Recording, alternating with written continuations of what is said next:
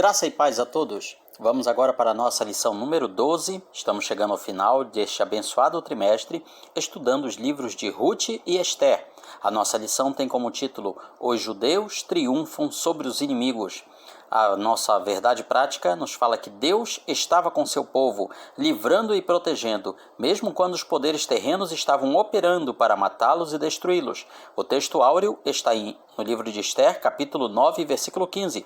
Reuniram-se os judeus que se achavam em Suzã, também no dia 14 do mês de Adar, e mataram em Suzã a 300 homens, porém no despojo não tocaram. A leitura bíblica está em Esther, capítulo 9, versículos 1 a 19. Os objetivos da nossa lição: esclarecer que os judeus agiram em legítima defesa, destruindo seus inimigos. Compreender que Esther agiu visando a preservação do seu povo. E entender a importância do livramento comemorado pelos judeus. Nosso comentário destaca que finalmente chegou o grande dia da vingança, no dia 13º do 12º mês, ano 473 a.C. Um segundo decreto havia neutralizado os efeitos do primeiro, publicado por influência de Amã, que assinalara naquele mesmo dia para o genocídio e para o saque da comunidade judaica. Estava, portanto, em operação a providência de Deus, que é o tema central do livro de Esther.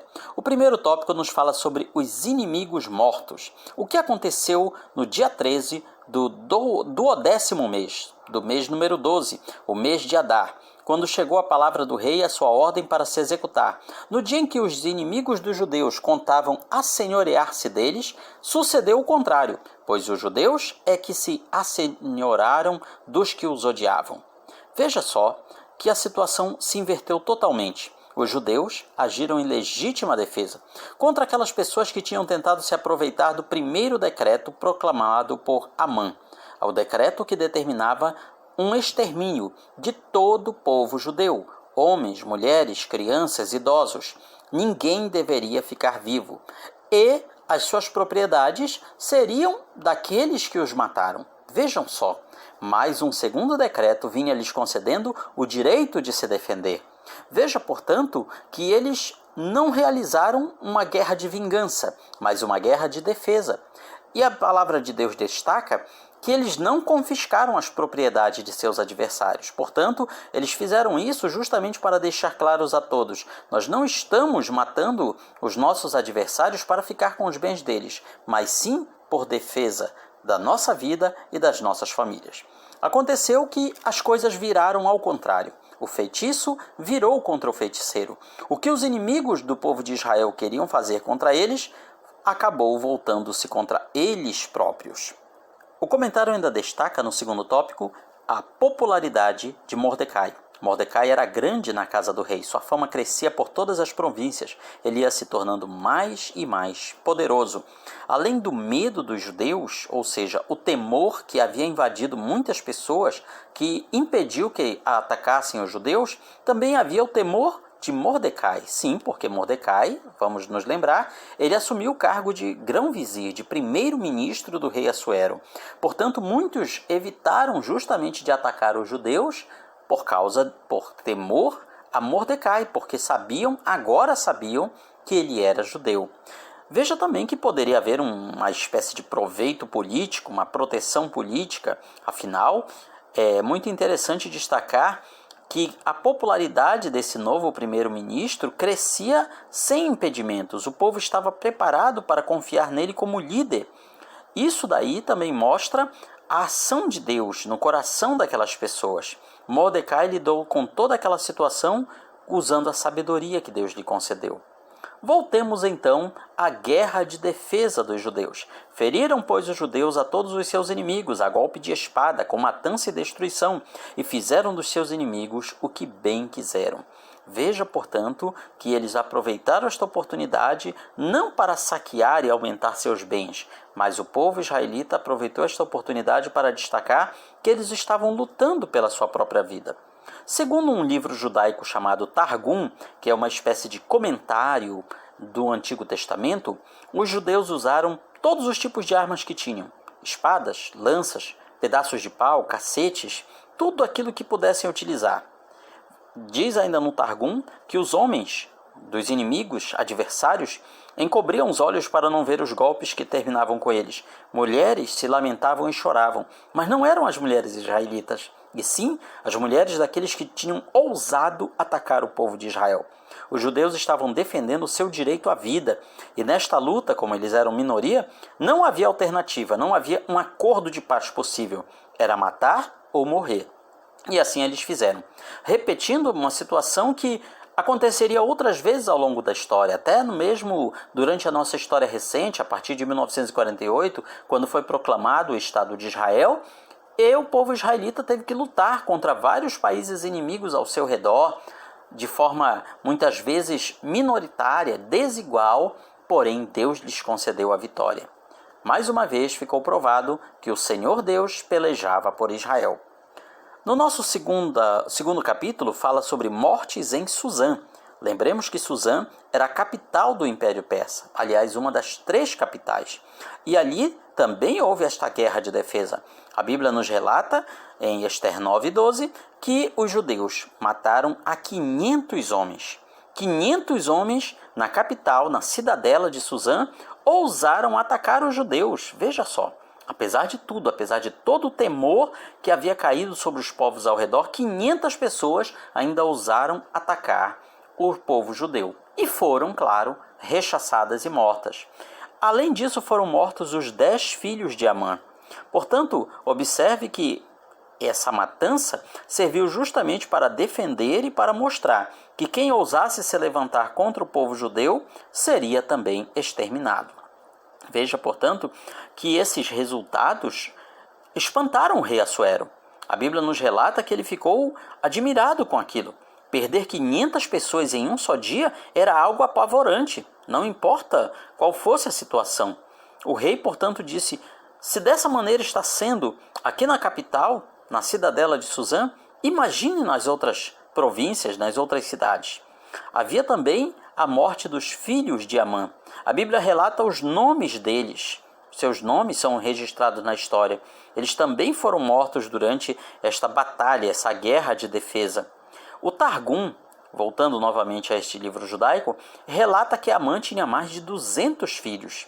Parece extraordinário para nós, mas considerando a posição de Amã, de grão-vizir, primeiro-ministro, pessoas como essa tinham várias mulheres, tinham haréns, ou seja, eles tinham possibilidade de ter vários filhos. Parece então que esses 10 filhos, que é mencionado aqui, eram todos de uma mesma esposa, da sua esposa Zeres, que foi quem havia encorajado os preparativos para a morte de Mordecai. Com isso, Ester renova a sua petição. O que ela pediu? Ela pediu ao rei que no dia seguinte, no dia 14 do mês de Adar, também fosse permitido continuar essa guerra de defesa e que os 10 filhos de Amã fossem pendurados numa forca. Assim aconteceu. Assim o rei promulgou o decreto. Portanto, ao contrário do que possa alguém imaginar, se no primeiro dia houve toda essa matança, no segundo dia as pessoas já não deveriam mais atacar os judeus.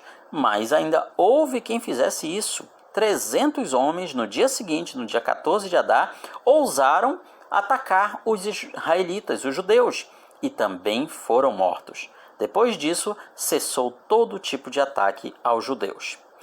O terceiro tópico nos vem falando sobre a celebração do livramento. Em todas as províncias foram mortos ao todo 75 mil pessoas que ousaram atacar os judeus. Veja, portanto, que essa mortandade aconteceu em apenas um dia praticamente, 1 a 2 dias. Foi muitas pessoas que foram mortas num período de curto espaço de tempo, mas seria bem mais se o primeiro decreto de Amã estivesse valendo, porque lembremos o seguinte, essas pessoas foram aquelas que atacaram, se dispuseram a atacar os judeus. Então eram em sua maioria homens, enquanto que o decreto de Amã previa o extermínio de todos os judeus, homens, mulheres e crianças. A matança, com certeza, seria bem maior. O livro de Ester não pretende ser um tratado ético. Ele conta uma história que para nós parece um tanto cruel, mas que ressalta que a maldade humana, o desejo do ser humano de exterminar o seu próximo, não é de agora, mas continua ao longo dos séculos. E também mostra a providência de Deus em preservar o seu povo, porque observamos o seguinte: se Amã tivesse conseguido o seu intento, o povo de Israel teria sido exterminado. E sem o povo de Israel, de onde viria o Salvador? De onde viria o Messias para se resgatar a humanidade? Mais uma vez, portanto, apesar de qualquer crítica, os atos dos judeus se mostraram moralmente corretos, porque a única alternativa deles era se defenderem do extermínio, matando aqueles que queriam exterminá-los. Aqui nós vamos para falar de 2 dias de celebração. No dia 13 e 14 do mês de Adar, aconteceu o descanso. Descansaram e fizeram dias de banquetes e alegria. É bem possível que o decreto de Amã tivesse incendiado a hostilidade contra os judeus. E isso se repetiu outras vezes ao longo da história. Em outras nações, em outros povos, aconteceram massacres em vilas, em aldeias, na Europa Ocidental, na Ásia, em muitos lugares ao longo da história. Essa hostilidade contra o povo israelita não foi só naquele momento, infelizmente. Mas naquela hora, naquele tempo, houve uma vitória esmagadora do povo de Israel contra os seus inimigos. Depois de 2 dias de lutas, eles descansaram e comemoraram no dia 15 do mês de Adar, que corresponde ao nosso calendário dos meses de fevereiro a março. Uma parte de fevereiro, uma parte de março. Os judeus, portanto, fizeram grandes festas, de muita alegria, dia de banquetes. Foi um dia de festividades, de regozijo, porque um dia que estava marcado para ser de destruição, de extermínio, acabou sendo um dia de banquetes e festas. Um dia tão festivo assim, talvez só fosse acontecer muitos séculos depois, em 1948, quando a Assembleia Geral das Nações Unidas decidiu em votação, por maioria, criar um Estado para o povo israelita, o Estado de Israel, que foi também um outro dia que os judeus do mundo inteiro festejaram bastante. Então nós vemos que essa celebração prossegue até hoje, relata no livro de Esther, ordenando-lhes que comemorassem o dia 14 do mês de Adar e o dia 15 do mês de Adar, todos os anos. E assim aconteceu. Assim acontece até hoje, ou seja, quase 2.400 anos o povo de Israel celebra essa festividade. Interessante que ela acontece num período em que não havia nenhuma festa, nenhuma festividade obrigatória, ou seja, bem depois das festas da Páscoa, dos tabernáculos, das colheitas. Bem depois dessas, acontecia num período que não havia nenhuma festa obrigatória. Com isso, Deus permitiu que acontecesse essa festividade numa época de troca de presentes, porções dos banquetes. Também se subentende aí a solidariedade das comunidades judaicas. Lembremos que eles estavam espalhados por todo o Império Persa. Com isso, aconteceu justamente o contrário do que se queria. Amã tinha planejado destruir um povo, e com isso as suas ações acabaram levando que aquele povo ficasse mais unido do que nunca. Sua identidade foi mais conservada e reafirmada. E deu origem a uma festa, a festa de Purim. Purim vem de Pur, que quer dizer sorteio, porque houve um sorteio, eles sortearam, Amã e o rei, qual o dia e mês que seria proclamado aquele extermínio em todo o Império da Pérsia. Por isso que eles marcaram o dia 13 do mês 12 daquele calendário. Então, de Pur, sorteio, vem Purim, uma festa que é celebrada durante séculos pelo povo israelita até os dias de hoje. Conclui nosso comentário com a aplicação pessoal que Deus estava com seu povo, livrando e protegendo, mesmo quando poderes terrenos estavam operando para os matar e destruir.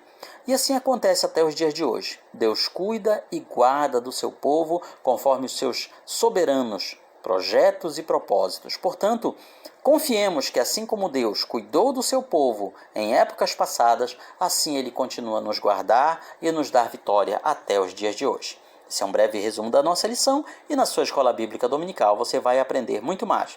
Visite a nossa página palavravivaefiel.blogspot.com, onde você poderá baixar gratuitamente esta e muitas outras lições da EBD, e ainda o nosso canal Palavra Viva e Fiel. Curta, compartilhe, se inscreva, onde nós estaremos ali semanalmente colocando esses abençoados comentários da lição. Que o Senhor abençoe a sua vida.